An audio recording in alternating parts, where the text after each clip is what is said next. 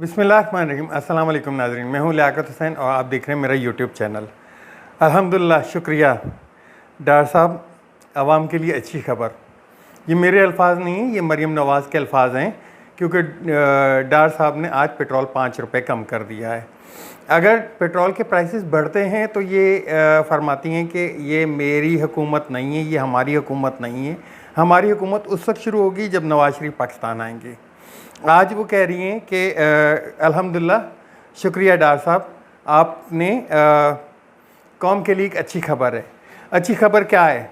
22 रुपये पेट्रोल पे एक दफ़ा बढ़ा है, 32 रुपये एक दफ़ा बढ़ा है, 55 रुपये टोटल बढ़ा के और उसमें से 5 रुपये 15 दिन के बाद लेस कर दीजिए।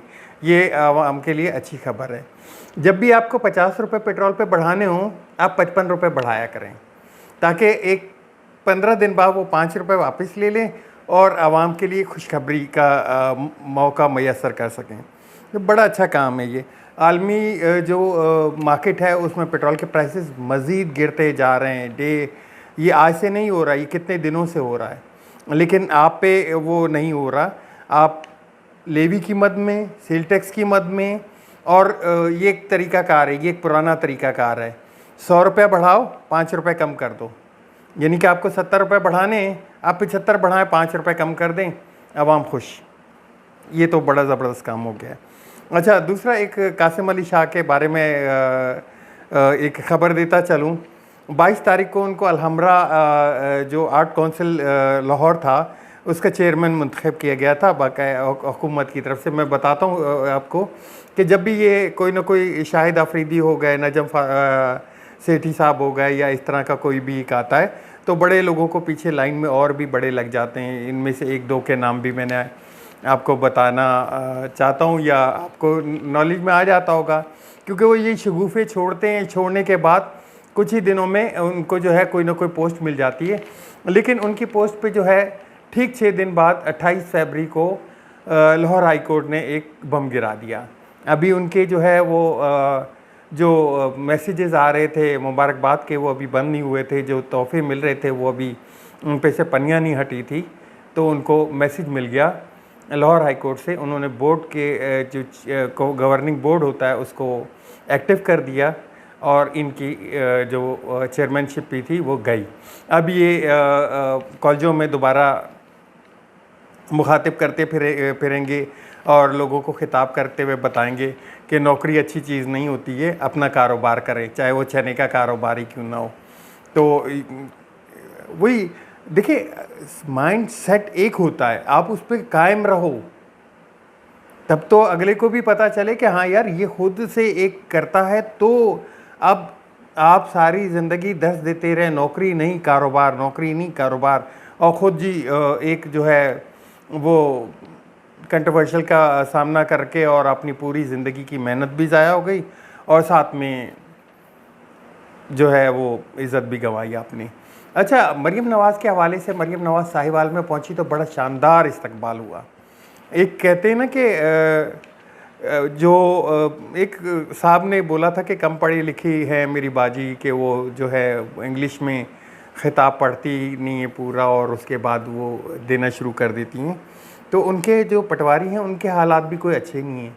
वेलकम की स्पेलिंग ही गलत, वेलकम इतना बड़ा बड़ा लिखवा के, और उनको जो सोशल मीडिया है PMLN का, वो बार बार रीट्वीट करता जा रहा है। ये नहीं दिख रहा कि वेलकम की जो स्पेलिंग है वही गलत है। वेलको हम क्या बोलें इसको, नया वर्ड ईजाद कर दिया है।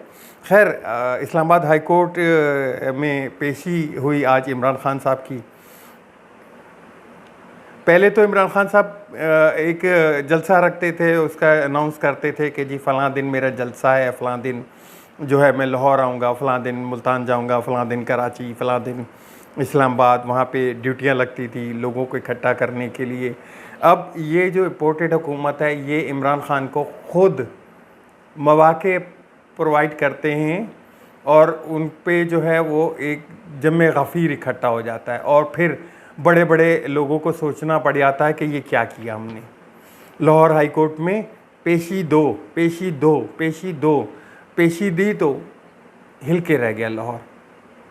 इतना लोग उमड़ आया कि एक तारीखी वो बन गया, एक समंदर बन गया, एक तारीखी जिसको बोले कि अनकैप्चर्ड करने वाला जो था, एक ऑटोमेटिकली एक मोमेंटम बन गया। पूरी मीडिया ने, पूरी इंटरनेशनल मीडिया ने उसको छापा।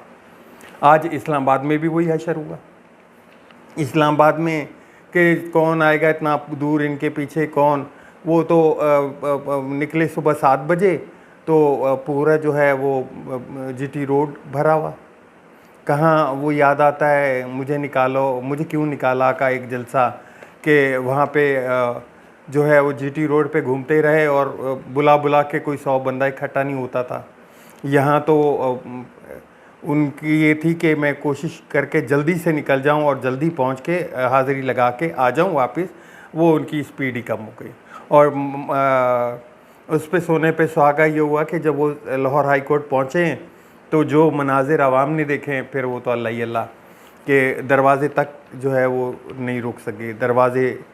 और वो दरवाज़े या अनहैप क्यों हुआ, एक दो हादसे भी हुए उसमें, अल्लाह उनको उनकी हिफाजत फरमाए और उनके जो है उनको जल्द सेहतियाबी अता फरमाए। वो हादसे भी हुए। हादसे इस सूरत में हुए कि अनप्रिपेयर्ड थे सारे, वो तो कुछ और ही एक तरह से सोचे हुए थे और हालात कुछ और बन जाते हैं। ऐसी ऐसी फुटेज मिल जाती है सोशल मीडिया को, ऐसे से मनाज़र मिल जाते हैं कि वो माशाल्लाह के जहाँ से जा रहे हैं वहाँ से फूल निछावर हो रहे हैं, रोड भरे हुए हैं, आवाम की ऐसे जमे गफ़ीर के वाह वाह। वो कैमरे जो है कैप्चर्ड, जिस तरह कहते हैं ना नेचुरल कैप्चर्ड हुए हुए, वो मोमेंट थे। वहाँ पे खान साहब की फ़ोटो लेना एक मुश्किल हो गई थी। एक बड़ी अच्छी फ़ोटो मेरे हाथ लगी है तो मैं उसको शेयर भी करूँगा। तो ये हालात थे एक तरह से। मेरे ख्याल से इम्पोर्टेड हुकूमत खुद चाह रही है कि उनको थोड़ा ऊपर लाया जाए। अच्छा, हालात कुछ यूँ है कि अब से कुछ देर बाद जो है वो इस्लामाबाद हाई कोर्ट का फ़ैसला सुप्रीम कोर्ट का फ़ैसला मुतवक्का है। सुप्रीम कोर्ट ने फ़ैसला महफूज कर लिया था 11 बजे और वो फ़ैसला आज सुना दिया जाएगा।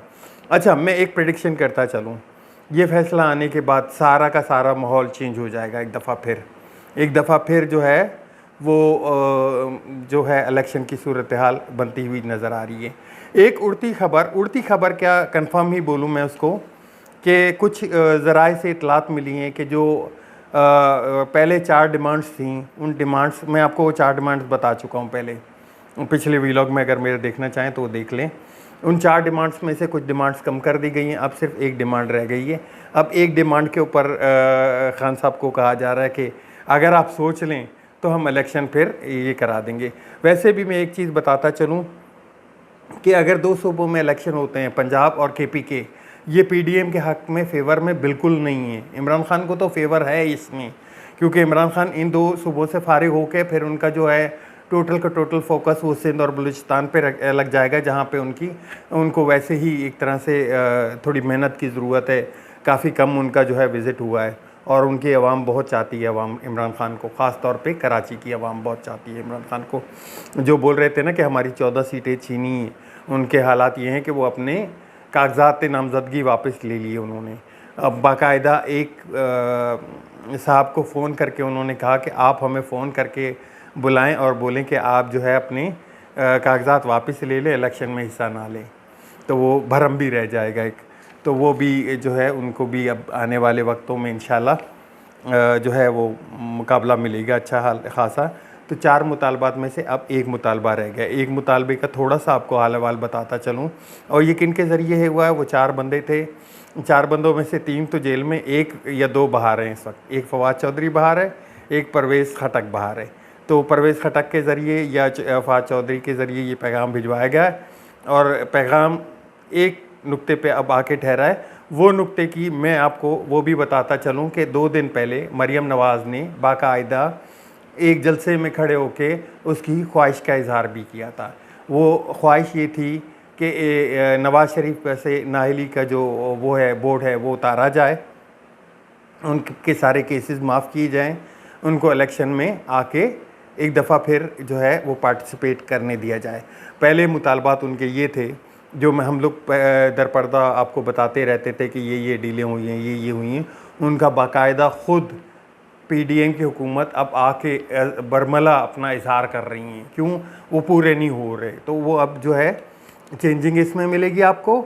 और इस जो एक है ये भी खान पे ही मुनहसर है कि वो अगर मानता है तो, अगर नहीं मानेगा तो भी इमरान खान को वो भी सूट है। इमरान खान ने बड़ा सोच समझ के असम्बलियाँ तोड़ी थी। काफ़ी लोग जो बोल रहे थे कि ये असम्बलियाँ तोड़ने से ये हो जाएगा वो हो जाएगा, अब ये फैसला आने के बाद एक पत्थर पे लकीर लग जाएगी कि जो आम इंतखाबात हैं वो अक्टूबर से पहले मतवक्का हैं। अब पहले ना हो तो अक्टूबर पे तो पक्के हैं ना फिर, और वो भी उनका घड़ा खट एक तरह से खुद जाएगा उसके अंदर। क्यों? ये जो इलेक्शन है, ये इलेक्शन अगर आप समझें कि थोड़ा सा और डिले कर देते हैं, इलेक्शन कमीशन थोड़ा सा एक वो लगा देती है कि हमें 2 हफ्ते और दे दें, कितना और 9 अप्रैल रमज़ान है, 23 अप्रैल को ईद है, ईद के ठीक 2 महीने बाद बकरा ईद है, उसके बाद मुहर्रम शुरू हो जाएगा, उसके बाद मामलात लंबे चले जाएंगे। तो ज़्यादा से ज़्यादा 23 अप्रैल से लेके 23 मई के दरमियान में, 23 अप्रैल से लेके 23 अप्रैल से 5-10 दिन ऊपर नीचे कर लें तो समझें कि मई के शुरू में या मई के इन बिटवीन या मई के वस्त में जो है ये मामला बैठ जाएगा। तो ये थे अब तक के हालात, और मज़ीद मेरे पास अपडेट भी हैं काफ़ी, वो भी मैं आपको शेयर करूँगा नेक्स्ट व्लॉग में। मेरे चैनल को सब्सक्राइब ज़रूर कीजिएगा, शेयर ज़रूर कीजिएगा, अपना ख्याल रखिएगा। अल्लाह हाफ़िज़। पाकिस्तान ज़िंदाबाद।